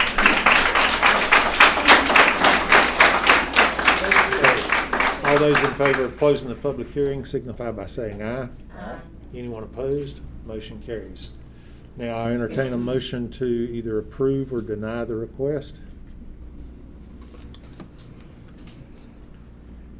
Is this the request for phase Yeah. 2? I make the motion to deny the request for phase 2.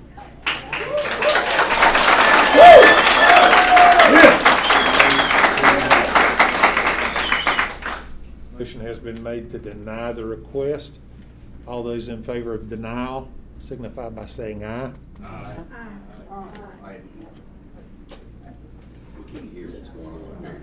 I haven't a clue. This is for the city council vote. If you'll, everybody else is entitled to their opinion, but you don't have a vote. Now, I'll start back again. Roby has made the motion to deny. All those in favor signify by saying aye. Aye. Aye. To deny. Those opposed? Aye. Okay, 2 opposed, 2 approved denial. I will vote for approval. All about root. Root of all evil. Okay, next item on the agenda is the proposed cybersecurity awareness training. Oh, a break. Yeah.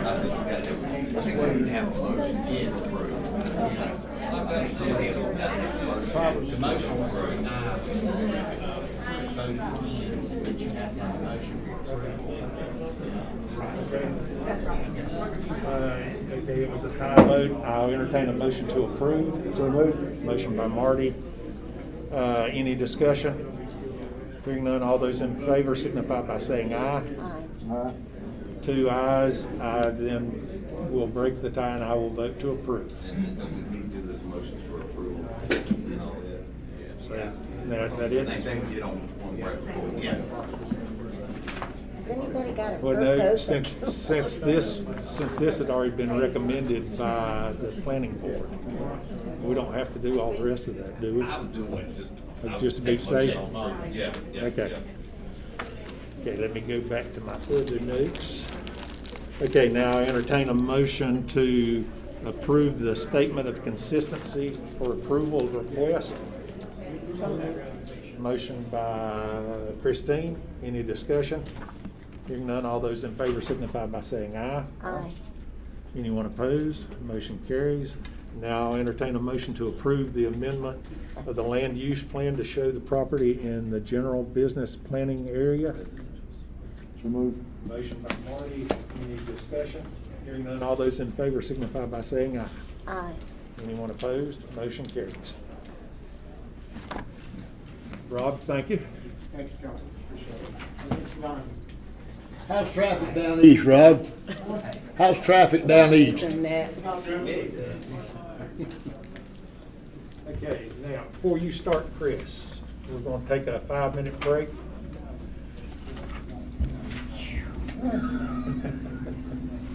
I dressed lightly because I thought the crowd would be hot in here.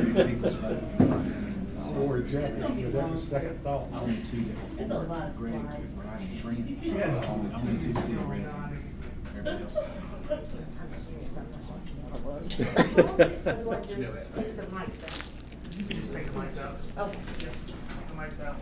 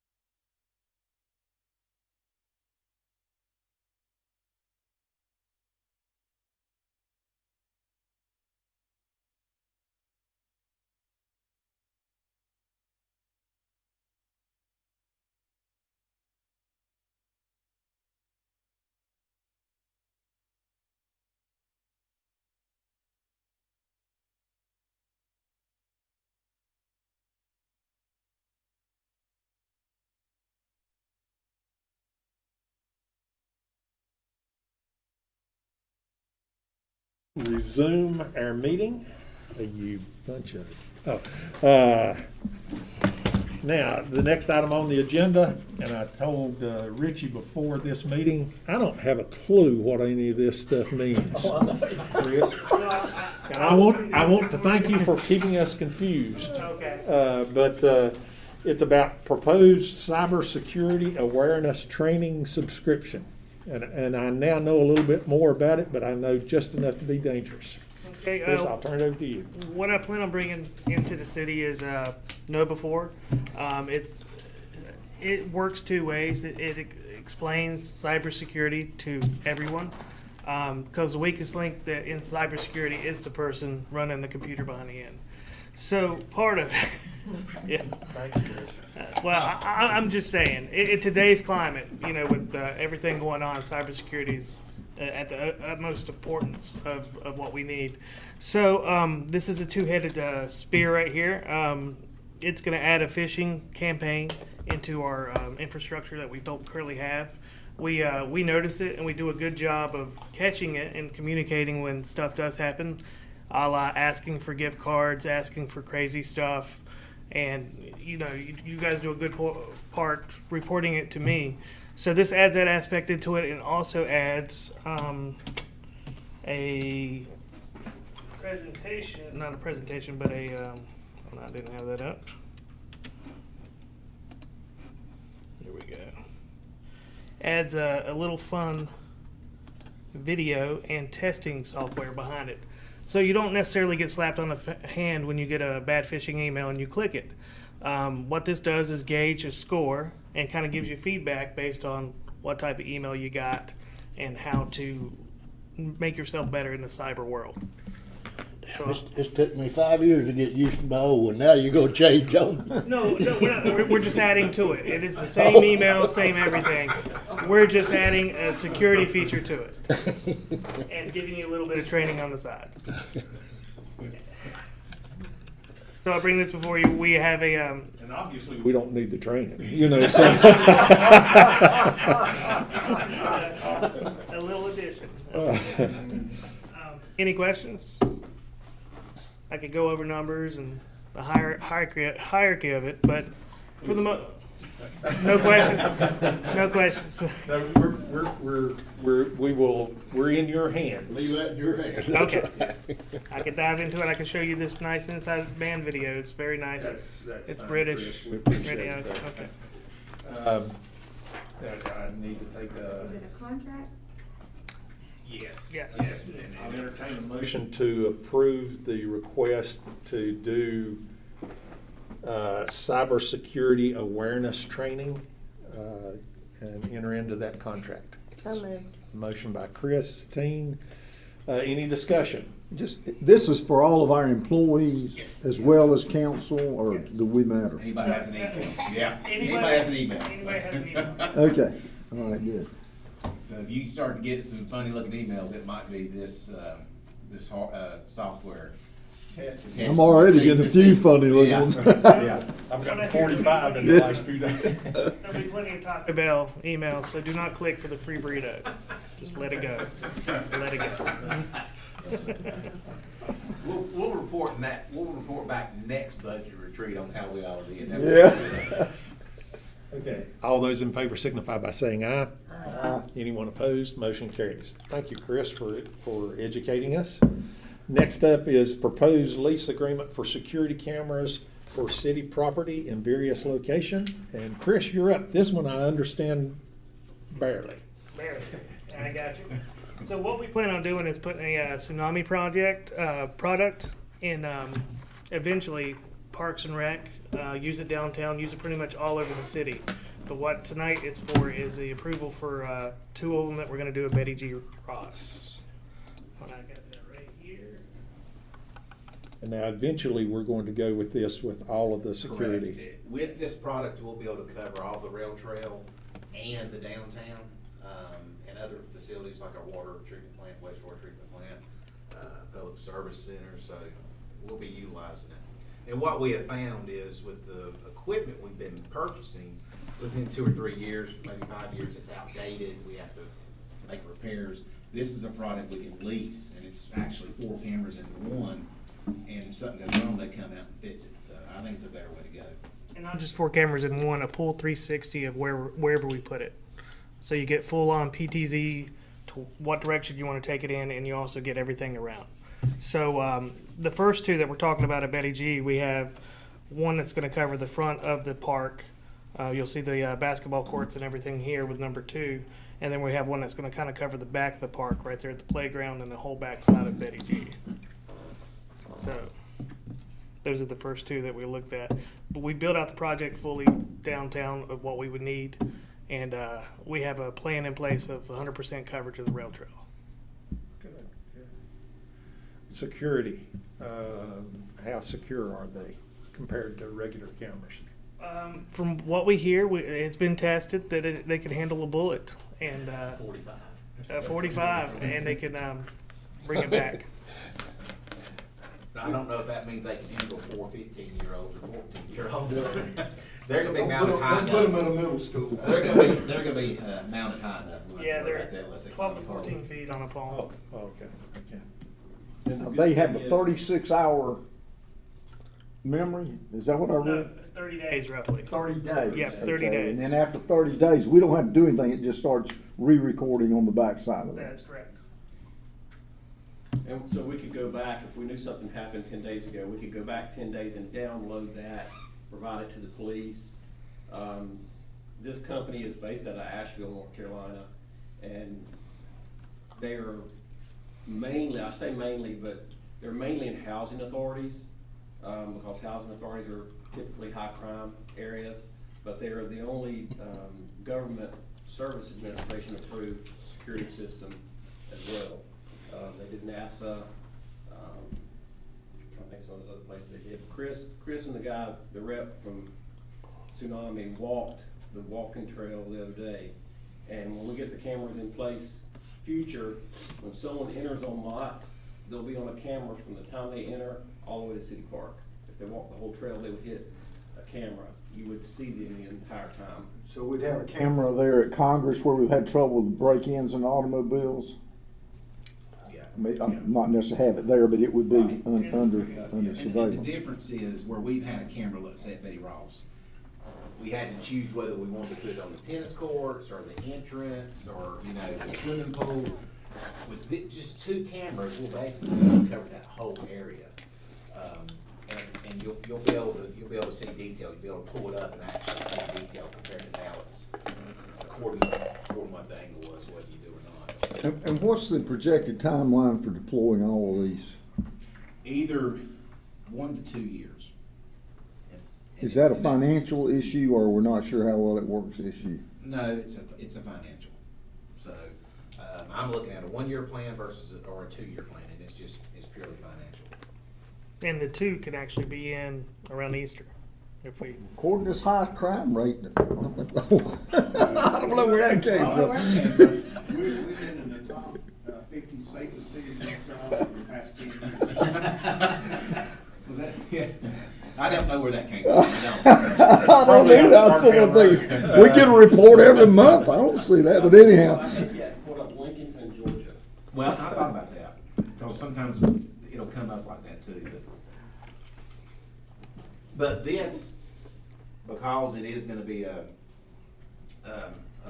reoccurring contract, and like I say, it is gonna be part of a bigger contract, but we needed to vote on this because it is a reoccurring contract, and it was above the 5,000 threshold, so we felt more comfortable bringing it to council. There is a bigger plan. Let me ask this, Chris. You can pull, you've got the capacity to, from a regular computer to pull the data Yes, from from that? a mobile device. It'll be sectioned out by users and permissions and such, but you can pull it up from a regular computer, and you can do it from a mobile device if you have to. So theoretically, we will build it out to in patrol cars have access to every camera. And like I say, technology's changing, so this will change with it. Yeah, I like that, that it'll stay current. And plus, we automatically, from what we've heard from Mike Owen, we get those 4 cameras at the housing authority too. We get access to those as well. They Yeah, usually that's give- what we've, the housing authority's installing those now. Can I have one at my house, please? They'll put you on your house. Put a blink up. I got These 3 have the days. 4G technology that really kind of unleashed us to put them wherever we needed to, because right now we have no infrastructure to cover any cameras. So this is the quick fix to get you eyes everywhere you need it in the near future. As long as we can provide power, we can put it on. And we can provide power at any pole, so. How does it, this is a dumb question. How does it get computer, is it, okay, because you'd have to have the computer to access the camera. Right. So the onboard storage is actually what you see inside the Tsunami itself. Let me find the picture. It can be by Wi-Fi or hardwired directly to the internet. Is that what you're asking? Yes. So right here. Go either way. Yeah. So you more than likely be Wi-Fi. In some places, it will mostly be Wi-Fi, but in other places, they can also piggyback They can repeat from one camera to the next camera to a connection, right, Chris? Yes. They take on 4G. That's the way we're going to build it out for the most part. We can use our infrastructure to connect to one that's close to a building and pipe it through that way. But what you're asking for is the footage. The footage actually lives on the device because 4G networks and wireless networks, they can't handle a ton of data like a wired network would. So it lives on there until you access it for the 30 days. So that's kind of how they're skirting around and getting around the limitations of the wireless network. When you query that camera that's on the rail trail, you're actually jumping into that via the 4G network. So you can actually go back and watch, or you can watch it live as something's transfolding. And also, it will help with the police department. They're also able to put on license plate readers, like for the downtown, so that the license plate that it reads, it sends to the FBI data network, so that if a fugitive is driving through downtown Lincoln in an unknown car, it will send a trigger to the FBI that they know that Richie Haynes is driving down Main Street with this tag. I think they know that now. We need to put one of these on every yield sign's got an orange flag on it on the court square. So yeah, that's another subscription on top of that. But yes, they do license plate recognition. And we can do it on the bike on the rail trail as well, the motorbikes they have on there. Any other questions? If not, I'll entertain a motion to approve the contract with, for the security camera. So moved. Motion by Marty. Any discussion? Hearing none, all those in favor signify by saying aye. Aye. Anyone opposed? Motion carries. Thank you, Chris. Chris, I don't know whether we've said this publicly or not, but welcome to full-time status. We're glad to have you here. Well, thank you guys for having me. Thank you for letting me present. Big my computer. Actually, I do have a plan in place for that. Okay. We thank Chris every day when we walk by his office. I'm just thankful Chris is here for those questions and not me, because I'll go ahead and tell you, I don't have an answer for any of them, that's for sure. Well, I told the mayor, because we're getting together pretty soon, budget retreat, so I didn't have a lot to present tonight, and I thought it'd be about 11 or 12 when I stood up here. So, but just a reminder, we've got budget retreat, be 2 weeks from tomorrow. On the 18th, and to give you an idea kind of the schedule, we'll do like we have in the past. 8 o'clock we'll meet, probably have some biscuits and some other things for breakfast, and then we will start sharply at 8:30, and because as you know, it's a long day. Do it a little bit different this year. Instead of going line item to line item, that will be in your packet. So if you do have questions about a certain line item, if you'll highlight it or send me an email, and then we'll go over that sometime that day, but we won't specifically read every line item that you may see a growth need in. The morning we'll start out with strategic plan. We'll go through our four areas of that, and then we'll talk capital needs, policy changes, fee changes, and future concerns. I like to have department heads here for all of that in case y'all have questions specifically. We'll eat lunch at 12, but if you're okay with it, we'll kind of do a working lunch, maybe take a 20-30 minute break, and then we'll get right back at it. Then if you've got any questions for department heads specifically, we'll do that, and then they'll dismiss after that. The afternoon will be mainly about our American Rescue Plan money and other grants that we possibly could go after in the projects that we have identified that we could spend that money on, and also our revenues and our growth needs. My vision is to be out of here at least by 5, maybe earlier, but it's all dependent on discussion. But I'd like to have it as much as a roundtable discussion as we possibly can. One thing I would like to point out, or two things actually, the housing indicators that Cliff sends us. I don't know if you noticed or not, but for Lincolnton, the housing prices have gone up 34% since last year. So that's basically, if you've got a $200,000 home, it's now $268,000. So when I mentioned before about using today's rates, it definitely has, in the last 2 years, has definitely grown in the city and in the Charlotte region. And anybody that's tried to buy a house can tell you that.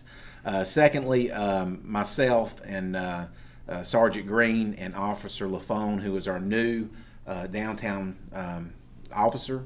We went around, we covered the first 3 blocks of downtown, Water Street, and this side of the Court Square, and went in, visited the businesses. We handed out cards, wanted them to be familiar that we do have a downtown officer, and for them to meet Officer LaFone, and got a huge, like, I'd say, besides a few questions here or there, it was all positive.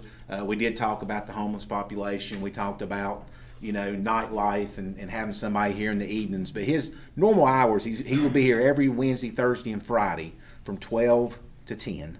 And then he'll alternate Tuesdays and Saturdays. So one week he'll be here on Tuesday, and one week he'll be here on Saturday.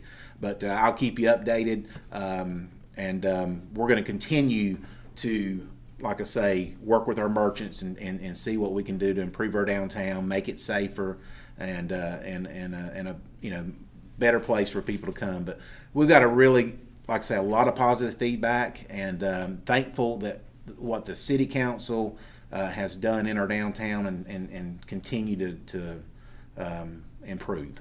So I just want to let y'all know that he is on the job now.